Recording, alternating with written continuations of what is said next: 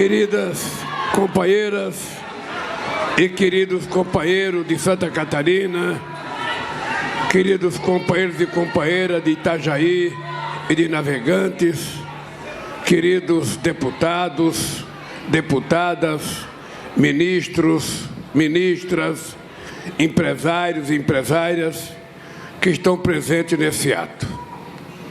Eu vou deixar de ler a nominata, porque tem muita gente. E eu estou com um frio aqui no pescoço, que eu não sei se vocês estão com o mesmo frio. Salvei! E eu quero que vocês não sofram o que eu estou sofrendo aqui no cangote. Mas eu preciso dizer para vocês da minha alegria de estar aqui em Itajaí. Na verdade, a gente ia fazer dois atos aqui. A gente ia fazer o ato do Porto e depois a gente ia fazer um outro ato em Navegantes para a gente poder anunciar os investimentos da Petrobras. Mas como tem pouco tempo, a gente resolveu fazer 2 em 1. No mesmo ato, a gente anunciar o investimento no Porto e, ao mesmo tempo, anunciar os investimentos da Petrobras aqui no estaleiro de Itajaí e no estaleiro de Navegantes. Por isso que nós dividimos esse ato em duas coisas e demorou um pouco mais. Mas por que eu estou feliz de estar aqui em Itajaí? Primeiro porque durante a vida inteira eu fui criticado porque eu dizia sempre assim: nunca antes na história do país aconteceu outra coisa. Nunca na história do país aconteceu outra coisa. Eu vou começar dizendo para vocês: nunca antes em Santa Catarina houve um governo federal que investisse o tanto que os governos do PT investiram nesse estado.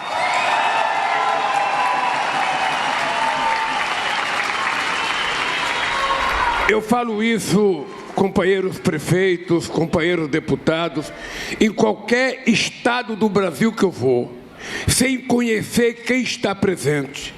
Muitas vezes eu desafio os professores que estão assistindo, os estudantes jornalistas, a saberem se em algum momento houve governo federal que colocou a quantidade de recursos que nós colocamos, tanto Lula 1, Lula 2, Dilma e Lula 3. Duvido. Duvido.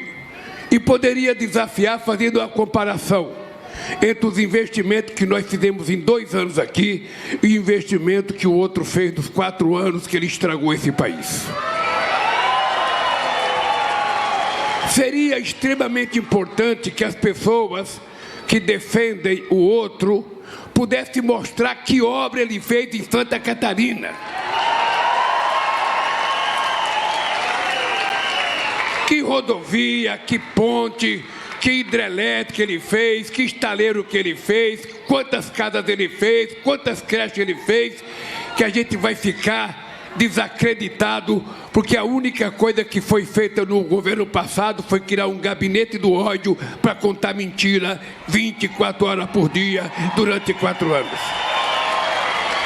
E foi levar à morte 700 mil pessoas por irresponsabilidade na contratação de vacina, quando a gente poderia ter evitado metade daquelas mortes se a gente tivesse, primeiro, cuidado das vacinas, segundo, não ficar receitando remédio que não servia para nada para combater a Covid-19. Bem, eu precisava dizer isso para vocês, para dizer que nós estamos aqui. Eu queria que vocês lembrassem a frase da companheira Magda, desde 2016, que a nossa querida Petrobras não fazia um contrato para contratar um navio qualquer em algum lugar desse país. E aí eu preciso contar uma pequena história para vocês. Quando eu cheguei na presidência da República em 2003, o Brasil tinha 3 mil trabalhadores trabalhando em estaleiros, porque quase todos os estaleiros brasileiros estavam fechados. Nós resolvemos aceitar um desafio e recuperar a indústria naval brasileira, que na década de 50 tinha sido a 2ª maior indústria naval do mundo. Pois bem, o que nós fizemos aqui? Nós, então, resolvemos recriar a indústria naval, fizemos vários estaleiros na Bahia, em Pernambuco, no Espírito Santo, no Rio de Janeiro, no Rio Grande do Sul. E o que aconteceu? a gente saiu de 3 mil, chegamos a 86 mil trabalhadores na indústria naval brasileira. E quem trabalha aqui sabe.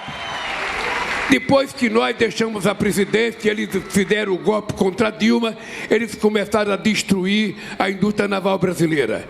E nós hoje ficamos por próximo de 30 mil trabalhadores no Brasil inteiro.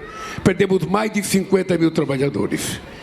E um país que tem praticamente 90% das suas exportações feitas, sabe, de forma, sabe, utilizando o mar e por navios, não pode ter déficit na balança comercial, no transporte. A gente tem que ter navio.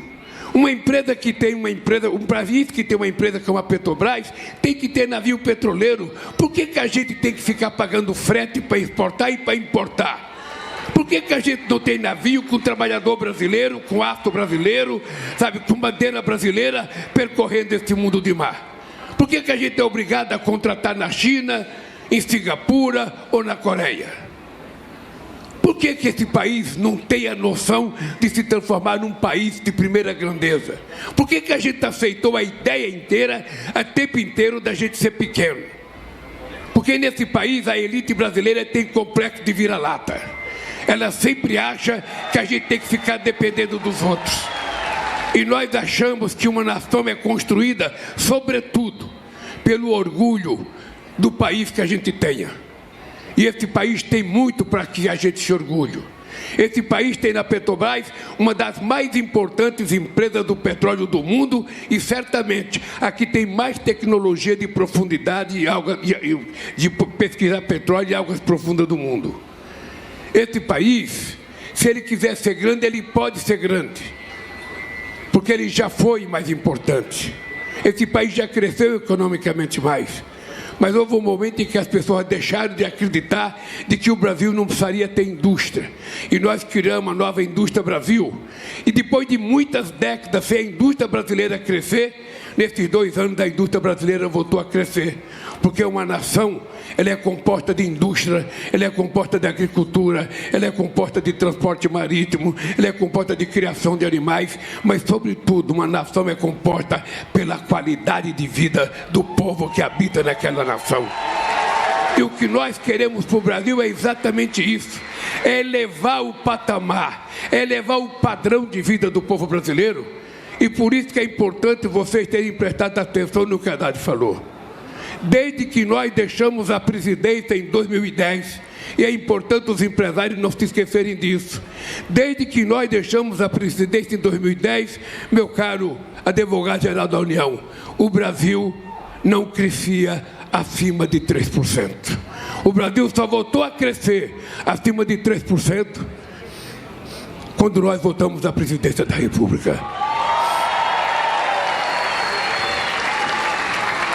E quando nós voltamos à presidência da República, o BNDES voltou a investir no desenvolvimento desse país. O Banco do Brasil voltou a investir. A Caixa Econômica voltou a investir em habitação. Nós recriamos o programa Minha Casa Minha Vida, que tinha acabado. Nós encontramos 87 mil residências nesse país, começada a ser feita no governo da Dilma, que tinha sido paralisada. Numa irresponsabilidade muito grande num país que tem um déficit habitacional de 7 milhões de casas. Nesse país tinha 3 mil creches paralisadas, começadas a ser feitas no governo da companheira Dilma Rousseff. E simplesmente paralisaram. E a gente não sabe aonde foi o dinheiro, o que é que eles fizeram. A única coisa que eles sabiam era fazer acusação, contar mentira, provocação e ficar na rede social, que de social não tem nada, é uma rede digital que muitas vezes desinforma mais do que informa. E nós resolvemos começar a fazer uma disputa nesse país. Uma disputa entre a verdade e a mentira. Entre o governo que trabalha e aquele que fala. Entre uma pessoa que se dedica a trabalhar incansavelmente e a outra que se cansava de falar e mentir incansavelmente. E é isso que nós estamos fazendo. E é por isso que nós estamos tendo certeza de que esse país encontrou novamente o seu caminho. E vocês sabem que quando a gente encontra o caminho, que a gente começa a crescer, eu vou dizer um número para vocês não esquecerem. Quando eu deixei a presidência da República, dia 1º de janeiro de 2010, a economia desse país crescia 7,5%. A gente tinha gerado no nosso mandato 22 milhões de empregos. A massa salarial tinha crescido. O salário mínimo tinha crescido. E as pessoas estavam vivendo num país que era considerado o mais alegre e o com mais esperança do mundo. Eu voltei 15 anos depois. E anote na carteirinha se vocês quiserem. Quando nós deixamos a presidência da República em 2010, esse país, meus caros empresários, produzia 3 milhões e 600 mil carros por ano. Esse país produzia 3 milhões e 600 mil carros por ano em 2010, 2011 e 2012. Eu voltei 15 anos depois. Esse país produzia 1 milhão e 600 mil carros, menos da metade do que produzia em 2010. É de te perguntar por que os sabichões não fizeram a economia crescer? Por que não cresceu a indústria automobilística? Por que não cresceu o mercado de exportações? Por que não cresceu o emprego? Por que não cresceu o salário mínimo? Nesse país nós encontramos as bolsas, sabe, do Ministério da Educação há 10 anos sem receber reajuste. A gente recebeu a merenda escolar, que não chama mais merenda escolar, que é a refeição, com 7 anos sem aumento. É de se perguntar o que fizeram nesse país. Salário mínimo, 6 anos sem aumento. É de se perguntar o que fizeram nesse país. O que ladraram tanto nesse país, que as coisas não aconteceram nesse país. Pois bem, companheiros e companheiras, os números que o Haddad falou é uma demonstração de uma coisa muito nobre. Primeiro, todas as instituições financeiras, todos os bancos brasileiros estão investindo mais no desenvolvimento.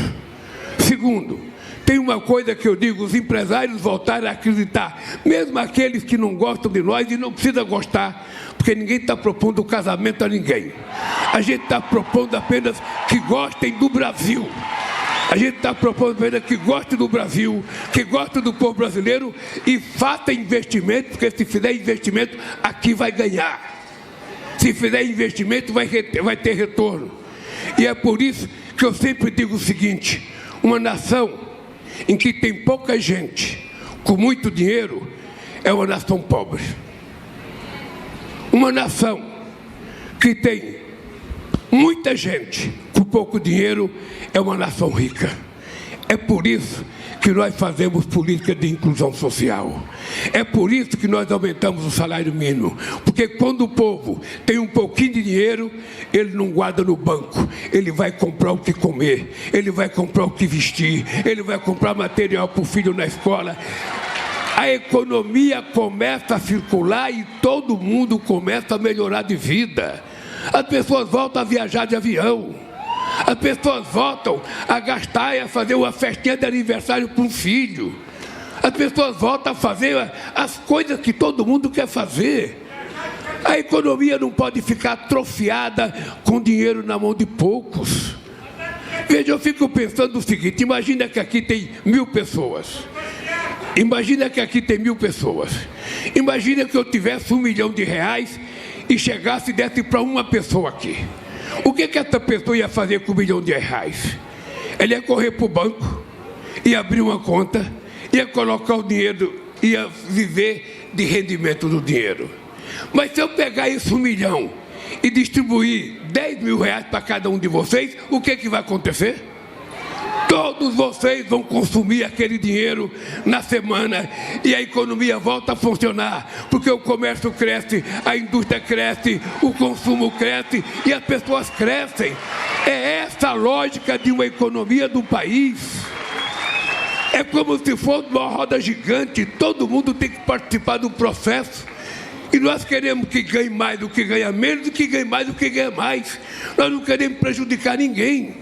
O que nós queremos é que todo mundo saiba que uma sociedade, ela precisa se manifestar. Ela não pode ter meia dúzia de pessoas que moram num castelo e o restante que mora no barraco. Não pode ter gente que come 10 vezes por dia e ter gente que passa 10 dias sem comer. É por isso que nós estamos investindo em educação. É por isso que nós estamos o governo que mais fez universidade, mais fez institutos federais nesse país, em toda a história do Brasil. E é por isso que nós prometemos fazer mais 100 institutos federais. Porque eu quero criança estudando, eu quero jovem estudante, eu quero que os homens aprendam a profissão que ele bem entender, mas que ele tenha uma profissão, porque um homem sem profissão vale muito pouco nesse país. E quero que as mulheres aprendam, porque as mulheres aprendendo, tendo um diploma, tendo opção, elas serão independentes. Nenhuma mulher é obrigada a viver com alguém a troco de um prato de comida ou a troco de um pagamento de aluguel. Ela tem que viver a partir da sua capacidade de trabalho, a partir da sua inteligência, a partir da sua profissão. É esse mundo que nós queremos criar. É por isso que nós criamos um programa chamado Pé de Meia. Esse programa Pé de Meia, ele surgiu porque nós descobrimos que 580 mil jovens desistem do ensino médio por ano para tentar ajudar no orçamento familiar. E nenhum país vai para frente tendo 480 mil jovens desistindo do ensino médio. A gente resolveu criar uma poupança para esses jovens. Uma poupança. A gente dá R$200 por mês durante 10 meses e no final do ano, se ele passar e tiver 80% de comparecimento, ele ganha mais 1.000. Durante 3 anos, ele pode juntar R$9 mil, desde que ele continue estudando. Porque quando ele terminar o ensino médio, ele está pronto para ter uma profissão, está pronto para entrar numa universidade. Se ele desistir do ensino, no ensino médio, possivelmente ele esteja predestinado a ir para uma cadeia, a entrar no crime organizado ou a ser vítima da bandidagem que está nesse país hoje. Então é por isso que nós criamos o programa Pé de Meia. E criamos uma coisa melhor ainda. Criamos uma bolsa para os meninos do Enem, que tiverem as melhores notas, que escolherem ser professor. Por quê? Porque quem quer ser professor são as pessoas que têm nota mais baixa. Nós queremos que os que têm nota mais alta, sejam um professor. Porque quanto mais qualificado ele for, mais as crianças vão aprender. Fizemos um acordo com todas as prefeituras do país, para até 2030, a gente ter todas as crianças brasileiras alfabetizadas até o 2º ano de escolaridade, que é a idade melhor para eles ser alfabetizados. E também, ao mesmo tempo, assumimos o compromisso de transformar nossas escolas em escolas de tempo integral, para que a gente possa ocupar as crianças na escola o tempo inteiro. E esse país vai ter que dar certo. Esse país tem que dar certo, porque nós já provamos que ele pode dar certo. Agora vocês sabem que quando a gente não acredita na política, quando a gente acredita em fantasia, ou quando a gente se deixa enganar por mentira, o país pode sofrer um retrocesso. Vocês sabem o que aconteceu nesse país nesses últimos 4 anos. Vocês sabem o que aconteceu na educação, o que aconteceu na pesquisa, o que aconteceu na saúde, o que aconteceu no emprego. Tudo que nós tínhamos criado. Até acabaram com o Ministério do Trabalho, acabaram com o Ministério da Cultura, acabaram com o Ministério da Igualdade Racial, acabaram com o Ministério dos Direitos Humanos. É para economizar. Economizar para quem, cara pálida? Para dar dinheiro para os ricos de sempre e as pessoas não terem dinheiro. Economizar para quem? É importante que vocês fiquem atentos. É importante, sobretudo vocês que ficam com o dedo no celular o dia inteiro. Sabe? A geração do dedinho, é sempre assim. Ou seja, obviamente que é importante a gente ver o telefone, mas a gente precisa conseguir separar o que a gente vê, o que é mentira e o que é verdade. A gente não pode alguém dizer, tem um elefante voando, a gente acredita. Sabe, tem uma galinha nadando, a gente acredita. Dizer, olha, tem uma raposa que está tomando conta de um galinheiro, você acreditar. Não é possível, gente. É preciso que a gente consiga distinguir o certo do errado, a realidade da não realidade e a verdade da mentira. Porque o mundo não pode ser levado à mentira. Sabe, sobretudo as pessoas que ficam, sabe, eu não vou nem dizer para vocês. Eu como presidente da República, eu não tenho celular. Porque se eu tiver celular, eu vou morrer, sabe, sem poder comer, só atendendo telefone. Então, Então, eu sou um cara que me cuida até por prevenção, tá? Mas veja, vocês têm que utilizar o celular por necessário. A meninada tem que... Nós proibimos o celular nas escolas porque era incompatível uma professora dar aula com um aluno com celular. Nós queremos que as crianças aprendam a brincar. Nós queremos que as crianças aprendam a jogar bola, aprendam a conversar, aprendam a fazer amigo. Nós queremos que as pessoas voltem a se comportar como seres humanos e não como algoritmo, como quer as empresas. As pessoas precisam aprender a ter amor, ter carinho, ter respeito. Os jovens têm que aprender a respeitar os mais velhos. Ninguém pode bater uma porta na cara da mãe. Ninguém pode ficar desacreditando o pai e a mãe. Não é possível. Que sociedade que a gente vai criar? Qual é o futuro que a gente tem vendo nessas redes sociais tanta bobagem, provocação, insinuação, bullying com as meninas, provocação, levando gente à morte? Aonde é que a gente vai? Pelo amor de Deus, se você é mãe, não dê um celular para entreter o seu filho. Dê um colo para ele, dê um beijo nele, faça um carinho nele. Sabe, vamos fazer parte daquela geração que está salvando a humanidade. Sabe, porque a coisa mais bonita que Deus criou foi o ser humano. E nós somos o único ser criado por Deus capaz de nos destruir. O ser humano mata sem precisar, rouba sem precisar, come sem precisar. O restante do animal só faz aquilo que a natureza quer que faça. Nós somos os desobedientes e por isso estamos criando problema no planeta. Por isso estamos correndo riscos. Se o planeta aquecer acima de 1,5 grau, todos nós vamos correr risco. E não tem para onde fugir.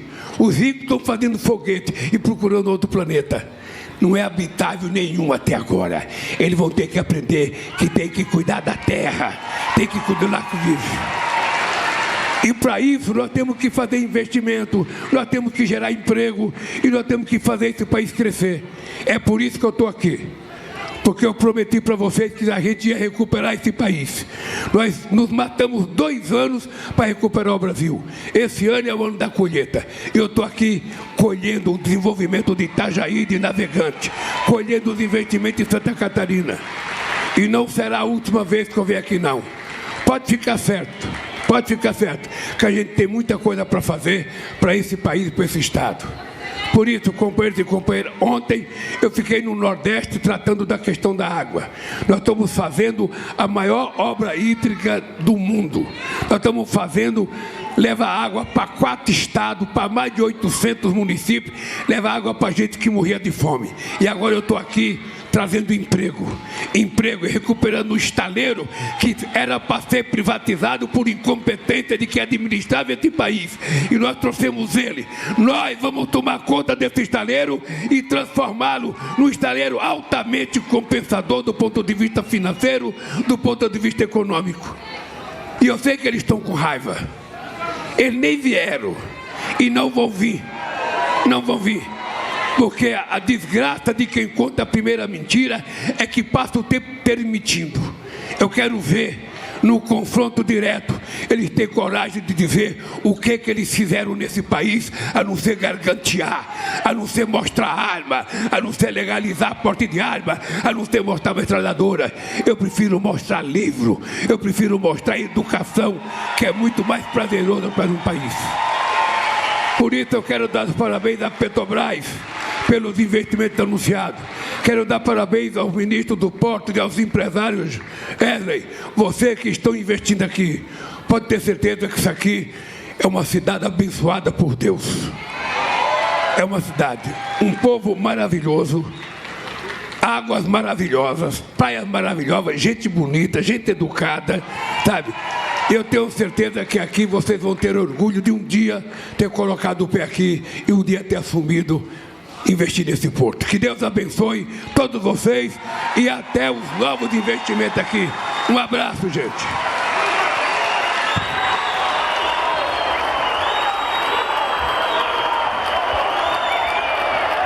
Está encerrada esta cerimônia.